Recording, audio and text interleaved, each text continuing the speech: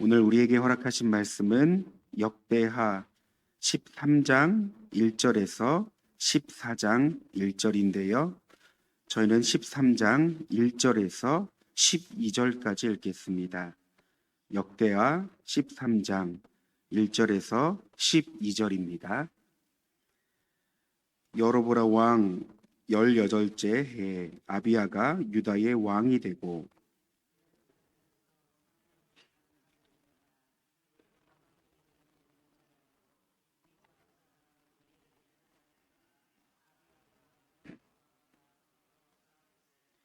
아비야는 싸움에 용감한 군사 40만 명을 택하여 싸움을 준비하였고 여로보암은 큰 용사 80만 명을 택하여 그와 대진한지라.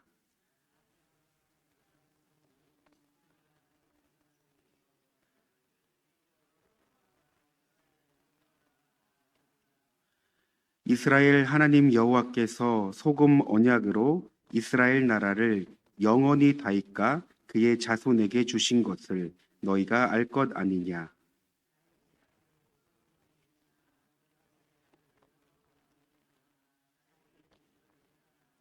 남봉꾼과 잡배가 모여 따름으로 스스로 강하게 되어 솔로몬의 아들 르호보암을 대적하였으나 그때에 르호보암이 어리고 마음이 연약하여 그들의 입을 능히 막지 못하였으느니라.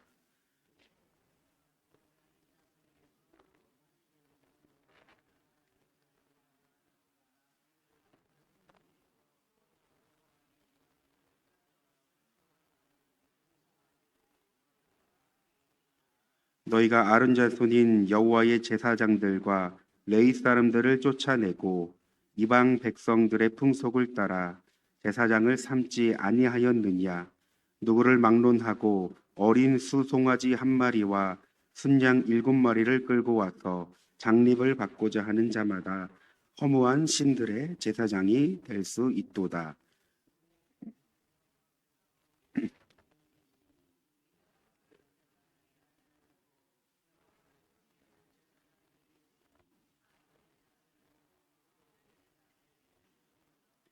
매일 아침 저녁으로 여호와 앞에 번제를 드리며 분향하며 또 깨끗한 상에 진설병을 놓고 또 금 등잔대가 있어 그 등에 저녁마다 불을 켜나니 우리는 우리 하나님 여호와의 계명을 지키나 너희는 그를 배반하였느니라.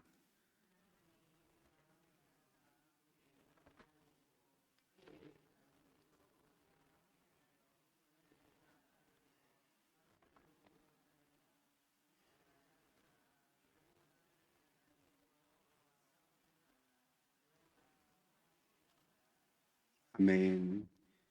우리 먼저 강구드립니다. 오늘은 이웃 돕기 사역과 신해산 기도가 각각 오전 9시 반, 오전 11시에 진행됩니다. 우리 위하여 기도해 주시길 바랍니다. 역대하 13장은 남유다 왕 아비야와 북이스라엘 왕 여로보암 사이에서 전쟁을 소개하고 있습니다. 한 민족이 두 나라로 나뉘어 싸우는 이 비극적인 현실은 단순한 정치적 분열을 넘어 신앙의 분열을 의미하는 사건이었습니다. 우리 본문 3절을 보면요. 남유다의 군사는 40만 명, 북이스라엘은 무려 80만 명이었습니다. 여러분 2배나 차이가 나는 숫자죠. 숫자만 보면 이미 승패가 결정된 것처럼 보입니다. 왜냐하면 당시 군사의 수는 그 나라의 힘과 영향력을 상징했고 무기나 기술이 발달하지 않았던 고대 사회에서 병력의 수가 곧 전쟁의 결과를 좌우했던 시대였기 때문입니다. 하지만 성경은 이 전쟁을 단순히 숫자 싸움으로 보지 않았습니다. 하나님은 전쟁의 승패를 병력의 크기로 판단하지 않았습니다. 여러분, 하나님이 보시는 것은 언약의 신실함이며 믿음의 태도였습니다. 남유다 왕 아비야는 숫자에서 열세였지만 전혀 위축되지 않았습니다. 오히려 그는 담대하게 승리를 선언합니다. 그 이유가 무엇이었을까요? 우리는 본문 5절에서 그 이유를 알 수 있습니다. 여러분 5절을 보면요. 하나님께서 소금 언약으로 다윗과 그의 자손에게 언약을 맺으셨기 때문입니다. 고대 사회에서 소금은 변하지 않는 보존의 상징이었습니다. 그래서 소금 언약은 쉽게 파기할 수 없는 영속적인 약속을 의미합니다. 아비야는 하나님께서 다윗과 맺은 영원한 언약을 기억하며 하나님의 약속은 유효하다는 것을 믿었습니다. 따라서 아비야는 눈에 보이는 현실보다 하나님의 말씀을 더 신뢰했던 것이죠. 여러분, 그리스도인은 눈에 보이는 현실도 보아야 하지만 현실을 넘어 하나님의 말씀을 볼 수 있어야 합니다. 세상은 시간이 지나면 변합니다. 상황도 변합니다. 사람도 변합니다. 이 세상에 변하지 않는 것은 없습니다. 그러나 변하지 않는 것 한 가지, 바로 그 한 가지가 있다면 지금도 우리 인생 가운데 약속을 이루시는 하나님이시며 하나님의 말씀입니다. 그 말씀은 신실하며 영원합니다. 여러분, 그리스도인은 변하지 않는 진리를 믿고 살아가는 자들입니다. 우리가 살아가며 때론 상황이 불리하고 현실은 두렵고 계산상 손해를 보고 질 수밖에 없는 순간이 있습니다. 그러나 환경이 아니라 우리는 하나님의 말씀을 바라봐야 합니다. 하나님은 신실하신 약속 가운데 자신의 약속을 헛되이 하지 않으시는 분이죠. 여러분, 사람은 눈에 보이는 결과가 모든 것을 말해준다고 생각하지만 하나님은 인간의 결과와 상관없이 그분의 뜻을 이루시는 분입니다. 그래서 우리에게는 결과가 어떻게 나왔냐, 이것이 중요한 게 아니라 하나님의 말씀을 바라보느냐, 하나님의 말씀을 바라보지 않느냐, 이것이 더 중요하다는 사실입니다. 결국 하나님은 그 말씀을 이루시며 우리에게 승리의 삶을 허락하시기 때문입니다. 그런가 하면 4절 말씀을 보면 아비야가 스마라임 산 위에 서서 여로보암과 북이스라엘을 향해 선포했다는 것을 알 수 있습니다. 여러분, 산은요, 지리적 위치를 넘어 상징적인 의미가 있습니다. 성경에서 산은 하나님의 계시가 임하셨던 장소였습니다. 대표적으로 시내산이 있고 갈멜산이 있습니다. 또한 예수님도 산 위에서 하나님 나라를 선포하셨습니다. 또한 이 산은 영적 권위의 상징이라고도 말할 수 있습니다.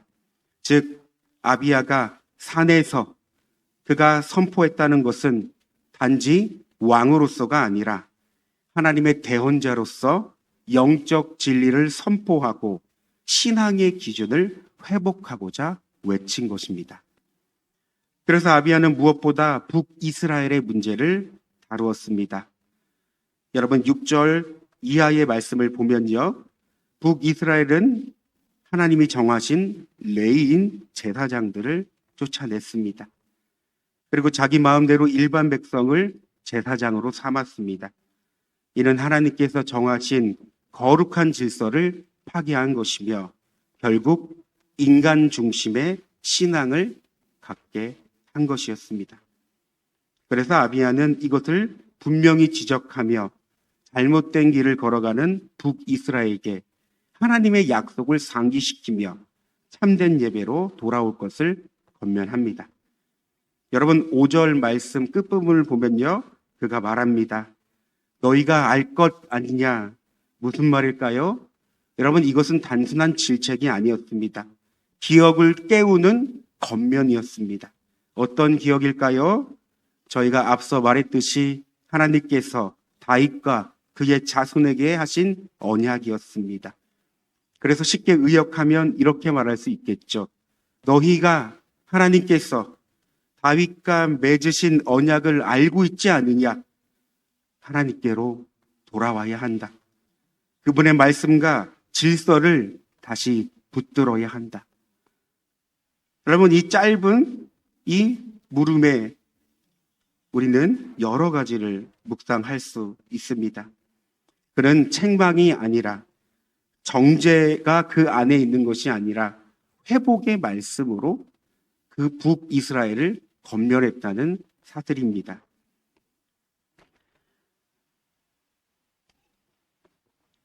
여러분, 우리도 서서 진리를 선포하는 자리가 있습니다. 주님과 늘 교제하며 주님을 누리는 자리가 있습니다. 바로 삶의 자리죠. 여러분, 삶의 모든 자리는 그리스도인이 마땅히 진리를 선포하는 자리이며 주님과 함께하는 자리입니다. 그렇습니다.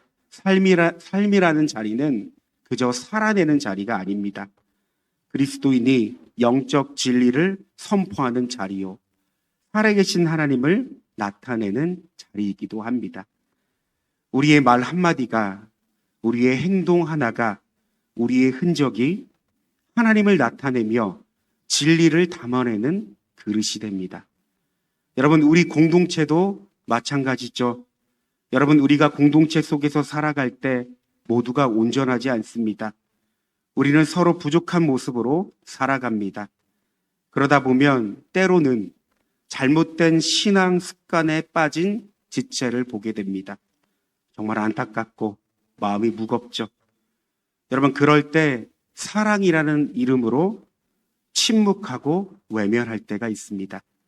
물론 공동체의 덕을 위해 말을 아끼고 인내할 때가 필요합니다. 그러나 진정한 사랑은 진리를 말할 수 있는 용기도 필요합니다. 에베소서 4장 15절을 현대인의 성경으로 읽겠습니다. 우리는 사랑으로 진리를 말하며 모든 일의 머리 대신 그리스도를 닮아가야 합니다. 그러니까 여러분, 내가 누군가에게 영적인 아비아가 되어줄 수 있어야 한다는 것입니다.